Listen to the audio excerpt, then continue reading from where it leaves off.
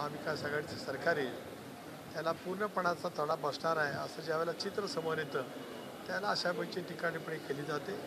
हा गोष्टीचा पाऊस नाही तर जनतेसाठी समर्पित भावनेने केलेलं राज्य सरकारच्या माध्यमातून तो प्रयत्न आहे असं मला या निमित्ताने सांगायचं। त्यांनी वळवळ करणारे गांडूळ असं महायुतीला म्हणजे संबोधलं। त्यांनी काय भाषा वापरावी तो त्यांचा अधिकार आहे। सुसंस्कृत महाराष्ट्रामध्ये स्वर्गीय चव्हाण साहेबांचा विचारधारा मनामध्ये ठेवत आम्ही काम करणारे कार्यकर्ते असल्यामुळेच त्यांना त्याच भाषेमध्ये उत्तर देण्याच्या ऐवजी जनतेच्या पुढे जनतेचा सन्मान करण्यासाठी आम्ही आहोत। जनतेचा आशीर्वाद आम्हाला नक्की मिळेल एवढंच मला या ठिकाणी या निमित्ताने सांगायचं।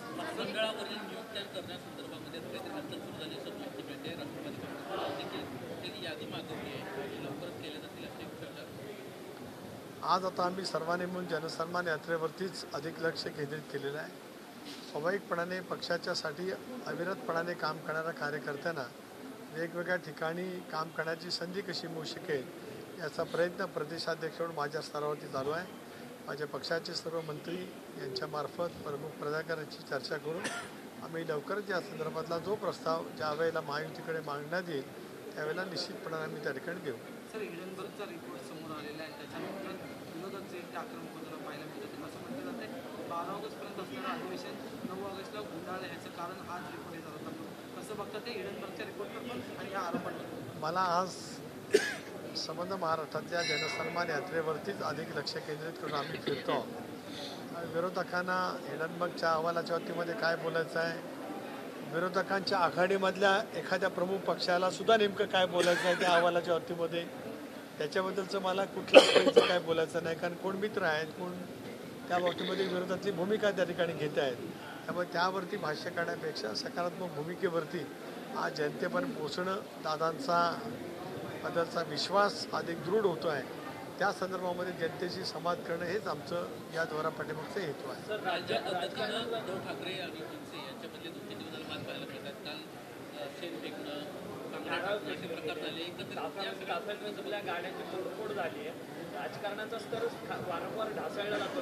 प्रमुख नेत्यांचे दौरे निघतात त्याच्यातच या सगळ्या गोष्टी मी तर नेहमीच या गोष्टीचा उल्लेख सतत करत आलो की स्वर्गीय चव्हाण साहेबांनी महाराष्ट्राला सुसंस्कृत विचारधारा दिली। शाहू फुले आंबेडकरांच्या या महाराष्ट्रामध्ये राजकीय विचारधारेच्या आधारित वैचारिक अधिष्ठानाच्या वरती चर्चा होणं हे स्वाभाविकच आहे। ती चर्चा त्या ठिकाणी व्हावी, जनतेच्या न्यायालयामध्ये आपण जावं।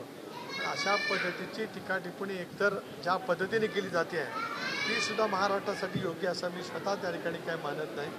आणि अशा वेळेला ज्या काय प्रतिक्रिया उमटत आहेत त्या महाराष्ट्राच्या दृष्टिकोनातून काही योग्य आहेत असं मला वाटत नाही। एका सभ्यतेच्या मार्गातूनच राजकीय पक्षाच्या नेत्यांनी आपली वैचारिक भूमिका त्या ठिकाणी मांडावी असं आवाहन मी सर्वच राजकीय पक्षाच्या नेत्यांना करतो आहे।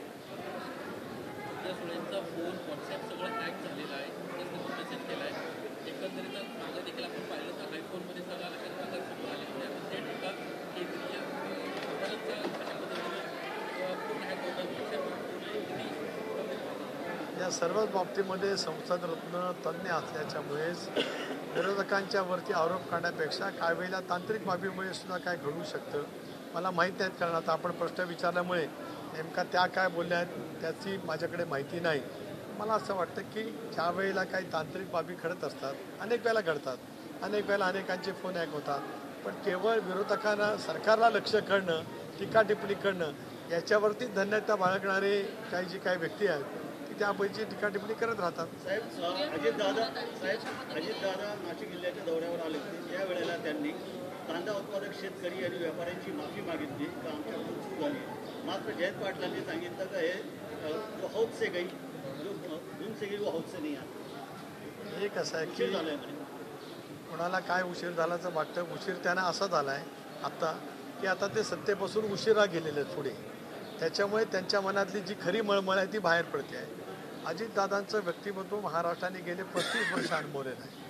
अशा वेळेला एक नवा विचार घेऊन जनतेच्या पुढे ज्यावेळेला ते जातात बदलत्या भूमिकेत, बदलती भूमिका म्हणजे काय तर राष्ट्रवादी काँग्रेस पक्षाचे राष्ट्रीय अध्यक्ष, राज्याचा अर्थसंकल्प 10 वेळा मांडणारे मंत्री, उपमुख्यमंत्री, वित्त नियोजन मंत्री, या नात्याने महाराष्ट्राच्या भल्यासाठी कल्याणासाठी त्यांनी ज्या योजना दिल्या त्या योजना घेऊन जनसन्मानाच्या यात्रेच्या माध्यमातून आम्ही जनतेपर्यंत पोहोचतो. त्यावेळेला राजकारणामध्ये एखाद्या वेळेला एखादी कळत न कळत जी काही चूक होत असते त्याची दुर्खलासपणाने लोकांच्या समोर त्या भावना व्यक्त करणं याला सुद्धा मनाचा मोठेपणा लागतो. अजितदादांनी तो दाखवल्याच्यामुळेच राजकीय भयगंडाने पछाडलेली काही माणसं त्याबद्दलची टीका टिप्पणी करत असतील ती त्यांच्याकडे राहते. राज ठाकरे यांचे देखील दौरे चालू आहेत. राज ठाकरे यांनी म्हटलं की अजित पवार मला कधीही त्यांनी जातीच्या संदर्भात एखादं वक्तव्य केलं असं दिसलं नाही. तर याच्यावरती जितेंद्र आव्हाड म्हणतात की अजित पवार किती जातीवादी माणूस आहे की मला विचारा, मी त्या संदर्भातले पुरावे देतो. आव्हाडसारख्या बाष्कळपणाने बळफट करणाऱ्या व्यक्तीला आणि ज्यांच्या मानसिक संतुलन बिघडलेलं आहे अशा व्यक्तीच्या वतीमध्ये मला काय त्या ठिकाणी बोलायचं राज नाही. ठाकरेंनी आरक्षण अजितदादांच्या शिवशाहू फुले आंबेडकरांच्या सामाजिक भूमिकेच्या बद्दल महाराष्ट्रातल्या कोणाही व्यक्तीच्या बद्दल जराही कधी संभ्रम नाही. राज ठाकरे जे बोलले ते अत्यंत योग्य बोलले, त्यांचाही प्रदीर्घ अनुभव आहे. पण दादांच्या पराकुटीच्या द्वेषापोटी गरळ ओकण्यासाठी सिद्ध झालेली माणसं याच्यापेक्षा काय वेगळं बोलू शकतील अशी आम्ही अपेक्षा कधी मनामध्ये ठेवलेली नाही. सर, राज ठाकरेंनी जे मराठा आरक्षण आहे किंवा जे आरक्षण आहे ते आर्थिक निकषावर असावं असं त्याचं राष्ट्रवादीची काय भूमिका आहे? राष्ट्रवादी काँग्रेस पक्षाची स्वच्छपणाची भूमिका आहे की मराठा समाजाला आरक्षण मिळालं पाहिजे. मराठा समाजाला आरक्षण मिळत असताना ओबीसीच्या आरक्षणाला धक्का न लावता मराठा समाजाला आरक्षण दिलं गेलं पाहिजे.